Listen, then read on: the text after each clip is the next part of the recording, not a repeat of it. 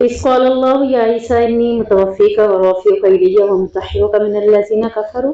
اس آیت میں اللہ رب العزت فرما رہے ہیں کہ حضرت عیسیٰ علیہ السلام کے معاملات میں جب بہت زیادہ معاملات خراب ہو گئے تو اللہ تعالیٰ نے حضرت عیسیٰ علیہ السلام کو کہا کہ میں تجھے پورا کا پورا لے لوں گا اور اپنی طرف اٹھا لوں گا. یعنی حضرت عیسیٰ کو موت نہیں آئی تھی. کیوں نہیں آئی تھی؟ کیونکہ حضرت عیسیٰ علیہ السلام نے اپنے رب سے دعا کی تھی. ہر پیغمبر ایک دعا کیا کرتا تھا اور اس کی وہ دعا قبول کی جاتی تھی. حضرت عیسیٰ نے دعا کی تھی کہ اللہ مجھے امت محمدی میں سے بناتے ہیں، یعنی نبی کریم صلی اللہ علیہ وسلم کی امت میں سے میں ہوتا. اللہ رب العزت نے ان کے معاملات جب قوم کے ساتھ بہت زیادہ پیچیدہ ہو گئے تو حضرت عیسیٰ کو کہا کہ عیسیٰ تمہیں یہ سولی پہ لٹکانے لگے ہیں تو میں تو تمہیں سولے پہ نہیں لٹکاؤں گا بلکہ میں تمہیں پورا کا پورا اپنے پاس اٹھا لوں گا. اور پھر حضرت عیسیٰ کی شکل میں ایک شخص کو حضرت عیسیٰ کی شکل دے دی گئی، اس کو انہوں نے سولی پر لٹکا کر اسے مار ڈالا. یعنی یہ لوگ ایسے تھے بنی اسرائیل کے کہ یہ اپنے انبیاء کو بھی قتل کر ڈالتے تھے. تو یہاں بھی حضرت عیسیٰ کو قتل کرنے کے ارادے سے سولی پہ لٹکا رہے تھے، تو جس کی وجہ سے آج صلیب کا نشان عیسائی پہنتے ہیں اور وہ اسی وجہ سے پہنتے ہیں، جبکہ حضرت عیسیٰ علیہ السلام نے ابھی اس دنیا میں دوبارہ آنا ہے. آیت نمبر 61. فمن حاجك فيه من بعد ما جاءك من العلم فقل تعالوا ندعو ابناءنا وابناءكم. اس آیت کے پس منظر میں ہے کہ 9 ہجری کو وفد نجران آیا تھا نبی کریم صلی اللہ علیہ وسلم کے پاس اور آ کر حضرت عیسیٰ کے بارے میں چند باتیں کی تھیں. کیونکہ حضرت عیسیٰ بن باپ کے پیدا ہوئے تھے تو کئی باتیں مغالطے میں تھی. لوگ کئی قسم کی باتیں کرتے تھے. مثلا کوئی کہتا تھا کہ حضرت عیسیٰ خود معبود ہے، الہ ہے، اللہ ہے. کوئی کہتا تھا کہ نہیں حضرت عیسیٰ اللہ کی اولاد ہے. تو کوئی حضرت مریم کو بھی اللہ بنا لیتے تھے. یعنی کوئی 3 اللہ بنا لیتا، کوئی 2 بنا لیتا، کوئی بیٹا بنا لیتا. تو اس طرح کی باتوں میں ان کا اختلاف تھا. آپ صلی اللہ علیہ وسلم دلائل دے رہے تھے لیکن وہ مان نہیں رہے تھے. تو پھر آپ صلی اللہ علیہ وسلم نے اس آیت کے اندر یہ بات آتی ہے کہ اس آیت کو آیت مباہلہ کہا جاتا ہے. مباہلہ کا معنی ہے کہ آپس میں جب کسی 2 فریقہ ایک ہی بات کے اوپر کنسیپٹ کلیئر نہ ہو رہا ہو تو ان کے درمیان اس کنسیپٹ کو کلیئر کرنے کے لیے اس طرح کا طریقہ اپنایا جائے گا کہ تم بھی اپنے گھر والوں کو لے آؤ، اب اہل اولاد کو لے آؤ، بیویوں کو لے آؤ، بچوں کو لے آؤ، میدان میں تم بھی آؤ اور ہم بھی اپنے بیوی بچوں کو لے کر آتے ہیں. پھر ہم میں سے ہر شخص یعنی ہر گروہ ایک دوسرے کے بارے میں کہے گا کہ یا اللہ ہم میں سے جو گروہ غلط ہے اس کے اوپر تو کیا کر دے، فَنَجْعَلْ لَعْنَةَ اللَّهِ عَلَى الْكَاذِبِينَ، کہ ہم میں سے جو جھوٹا ہے اس کے اوپر اللہ اپنی لعنت کر دے. آپ کو پتہ ہے کہ حابیل اور قابیل اور کئی عرصے تک اس طرح سے قربانیاں بھی دی جاتی تھی کہ وہ لوگ اپنی قربانیوں کو میدان میں لے کر آتے تھے، آگ آتی تھی اور ان کی قربانی کو کھا جاتی تھی. تو پتہ چلتا تھا کہ اللہ نے اس کی قربانی کو قبول کر لیا. تو یہاں بھی ایک میدان میں جمع ہونا تھا اور میدان میں جمع ہو کر ایک دوسرے کے بارے میں انہوں نے کہنا تھا کہ یا اللہ ہم اپنی عورتوں اپنے بچوں کو لے کر آ گئے ہیں، ہم میں سے جو جھوٹا ہے اس پر تو اپنی لعنت کر. لعنت سے مراد اللہ کا عذاب بھی ہو سکتا ہے. تو وفد نجران کے کچھ لوگ عقل مند تھے، انہوں نے کہا کہ اگر تم یہ دیکھ رہے ہو کہ نبی اپنے آپ کو نبی کہہ رہا ہے، اگر واقعی اللہ کا نبی ہوا تو ہم آج اپنے گھر والوں کے ساتھ ہلاک ہو جائیں گے، ہم واپس گھروں کو نہیں آئیں گے. میں کہتا ہوں کہ تم باہلہ کے لیے جاؤ ہی نہیں، کیونکہ وہ نبی ہوئے تو نبی کا ساتھ تو اللہ دے گا. تو اس بات کے اوپر وفد نجران میدان میں نہیں آیا تھا. یعنی باہر یہ اس بات کے اوپر مباہلہ کرنا تھا، لیکن بعد میں کچھ سمجھدار لوگوں نے آ کر اپنے آپ کو بچا لیا کہ نہیں ہم نہیں جاتے، ورنہ آج ہم بھی اس آگ کے زد میں یا اللہ کے عذاب کے زد میں آ جائیں گے. آیت نمبر 89 لاسٹ میں إِلَّا الَّذِينَ تَابُوا مِن بَعْدِ ذَلِكَ وَأَصْلَحُوا فَإِنَّ اللَّهَ غَفُورٌ رَحِيمٌ. پیچھے اللہ رب العزت نے جہنم کے عذاب کے ذکر کیا اور پھر اسی کے ساتھ ہی آیت میں اللہ فرما رہا ہے کہ مگر وہ لوگ جنہوں نے توبہ کر لی اور اپنی اصلاح کر لی. یعنی جہنم میں اللہ کیا کہہ رہا ہے، کن کو ڈالوں گا؟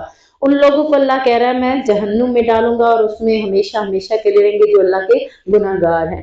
تو اب یہاں پہ اللہ نے کہا ہے مگر وہ لوگ جنہوں نے توبہ کر لی، اپنی اصلاح بھی کر لی. صرف توبہ نہیں کرنی، اللہ سے اس رمضان میں جب ہم توبہ کریں گے کہ اللہ تمہارے گناہوں کو بخش دے، تو خالی یہ نہیں کہنا کہ گناہوں کو بخش دے، بلکہ کون سے گناہ کا اقرار کرنا ہے. کون سا گناہ، کس گناہ کی نشاندہی کر رہے ہیں، اپنے مائنڈ میں اس گناہ کو لے آئیں کہ مثال کے طور پر میں نے اکیلے میں گناہ کیا یا چپکے کیا یا کچھ اور کیا، تو اس کو میں اپنے مائنڈ میں لے کر آؤں گی اور پھر میں اللہ سے کہوں گی اللہ واقعتاً میں نے یہ گناہ کیا ہے، مجھے معافی دے دے.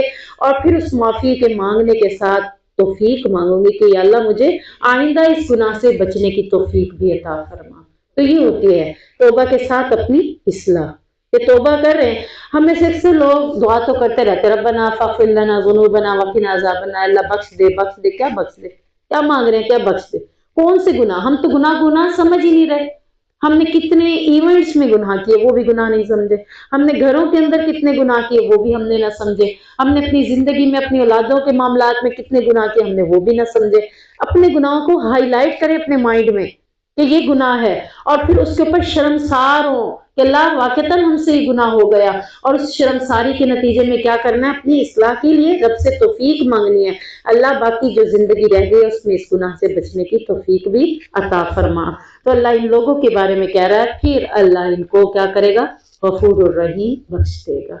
ऐसे नहीं बख्शिश मिलेगी, ऐसे तो हम रट्टे लगा रहे हैं ना तोते की तरह कि अल्लाह बख्श दे, अल्लाह बख्श दे, दुआ भी करे अल्लाह बख्श दे। क्या बख्श दे, कुछ तो इज़हार करे ना, कुछ तो पता हो आपको कि आपने किया क्या है, कौन कौन से गुनाह किए। बैठ के सोचेंगे ना, जब दुआ के वक्त सोचेंगे तो खुद ब खुद जहन में आते हैं गुनाह कि हाँ ये गुनाह था, ये गुनाह था, ये था, ये मैंने उसका दिल दुखाया, उसके साथ ऐसे ज्यादती की है, ये ऐसा मामला है, तो ये सारे सब जहन में आएंगे।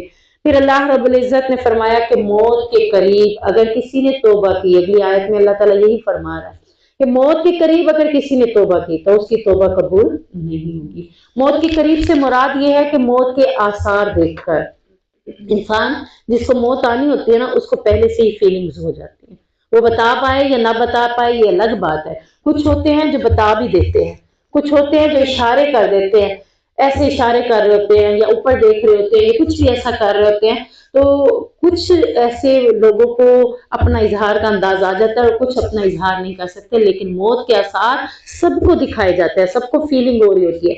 और मौत रूह कहाँ से निकलती है, पाँव से, टांगों से। अब उसे आसार मालूम हो रहे हैं कि नहीं हो रहे, उसे फीलिंग हो रही है ना कि अब मेरी जान जा रही है, फरिश्तों को भी देख रहा है सामने। तो अब वो कहे अल्लाह अब मैं तौबा करता हूँ। किसने ऐसे तौबा की थी, फिरौन ने। जब दरिया के अंदर डूबने लगा तो क्या कहा कि अब मैं मूसा के रब पर ईमान ले आता हूँ, तो अल्लाह ने कहा अब तो ईमान कबूल नहीं है। तो मौत से पहले पहले, आसार के आने से पहले पहले हमने अपनी इस्लाह करनी है, अपनी तौबा करनी है। अगर हम ना कर पाए तो फिर मौत के करीब अगर हम तौबा करेंगे भी सही तो उसकी तौबा का कोई फायदा नहीं है। सम टाइम कुछ लोगों को 2-4 दिन 8-10 दिन पहले भी फीलिंग्स होती हैं, इस तरह के ख्वाब भी आते हैं। उसी वक्त मतलब वो आदमी कह रहे होते हैं, लोग कह रहे होते हैं कि मतलब वो मेरा फलाना आया, मैं उनको जगह हाँ जी, कुछ लोगों को उसी वक्त भी होता है। अभी ये कुछ अर्सा पहले डेथ हुई है उम्मे ज़ुरैबा जी की सास की, तो उन्होंने 8-10 दिन पहले देखा था। यानी लोगों को आसार में से कुछ भी दिखाया जा रहा है, कुछ भी फीलिंग्स आ रही होती हैं, तो उस टाइम भी आ सकती हैं, उस टाइम भी फीलिंग होता है। एक और बुजुर्ग है, उन्होंने ऐसे हमें इशारा किया था, करीबी हैं, उन्होंने इशारा किया था, हमें समझ ना आई कि वो यूं इशारा क्यों कर रहे हैं। तो सामने उनको कुछ नजर आ रहा था, वो इशारे कर रहे थे, लेकिन हमें फीलिंग नहीं हुई, समझ ना आई। बाद में समझ आई कि वो इस चीज का ही इशारा कर रहे थे।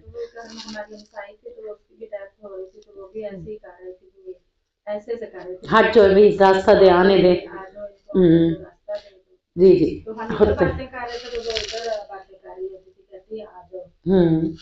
होता है ना, मैंने ये कह रहा हूँ मौत के आसार किसी भी सूरत में नजर आते हैं, फरिश्ते आते हैं या दूसरे आ जाते हैं नजर, या कोई में फीलिंग अपना नजर आने लग जाता है कि वो मुझे लेने आए हैं। तो ये फीलिंग्स होती हैं, हकीकत में वो लेने नहीं आते।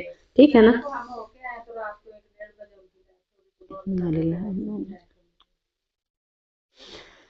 अब जो शख्स हालत कुफर में मर जाए तो बस इस्तिग़फ़ार ना कर सके, उसके बारे में अल्लाह क्या कह रहा है कि वो जमीन भर कर भी सोना अपने फिदिये में दे देगा, उस दिन उससे वो नहीं लिया जाएगा, उसके इवज़ उसे जहन्नुम से छुटकारा नहीं मिलेगा। आज अगर हम खजूर का एक टुकड़ा भी दे दें ना खालिस नियत से, और दुआ क्या करे कि अल्लाह तो जहन्नुम से हमें बचा ले, तो अल्लाह बचा लेगा इंशाल्लाह। लेकिन उस दिन हम जमीन भर कर भी सोना दे दें अपने फिदिये में तो अल्लाह ताला उसको कबूल नहीं करेगा।